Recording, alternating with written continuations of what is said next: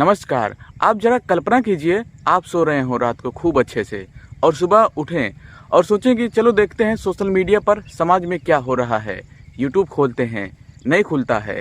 WhatsApp खोलते हैं, नहीं खुलता है। ऐसे ही तमाम सारे ऐप खोलते हैं, नहीं खुलता है। आप चक्कर में पड़ जाएंगे। दोस्तों, यही हुआ है नेपाल के साथ और इसीलिए हुआ है खूब बड़ा हिंसा। आखिर दोस्तों, इसके पीछे की बात क्या है, पूरा हम इस वीडियो में देखने वाले हैं। 4 सितंबर 2025 को नेपाल सरकार ने अचानक आदेश जारी कर दिया है कि 26 सोशल मीडिया प्लेटफॉर्म बैन किए जा रहे हैं। इसमें फेसबुक, इंस्टाग्राम, यूट्यूब, एक्स और व्हाट्सएप जैसी सेवाएं शामिल हैं। सरकार का यह कहना है कि ये सारे प्लेटफॉर्म फेक न्यूज और अफवाहें फैलाते हैं, साइबर क्राइम और नफरत भड़काने का जरिया बन गए हैं और इन कंपनियों ने सरकार की नई गाइडलाइन के तहत पंजीकरण भी नहीं कराया है। यानी सरकार ने तर्क दिया है कि ये कदम देश की सुरक्षा और कानून व्यवस्था के लिए जरूरी है।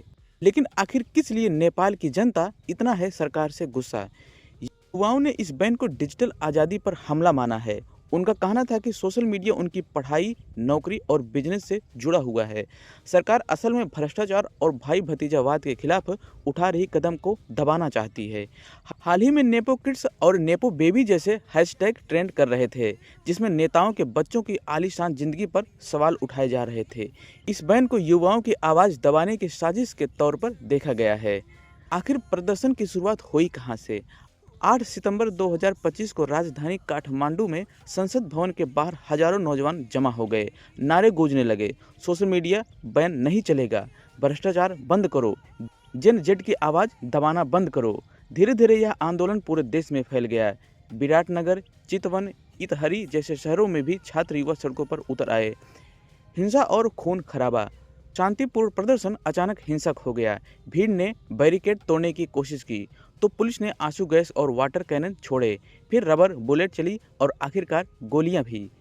दोस्तों, कम से कम 19 लोग मारे गए हैं और 200 से ज़्यादा घायल हुए हैं। काठमांडू की सड़कों पर अफरा तफरी का माहौल था। युवाओं का गुस्सा और पुलिस की सख्ती दोनों ने मिलकर हालात को बेकाबू बना दिया। जैसे जैसे हालात बिगड़ते गए, सरकार पर दबाव बढ़ता गया। नेपाल के गृह मंत्री रमेश लेखक को इस्तीफा देना पड़ गया है और अंततः सरकार ने सोशल मीडिया बैन वापस ले लिया है। लेकिन सवाल अभी भी वही है, क्या सरकार सच में फेक न्यूज से लड़ रही थी या फिर युवाओं की आवाज़ दबाना चाहती थी?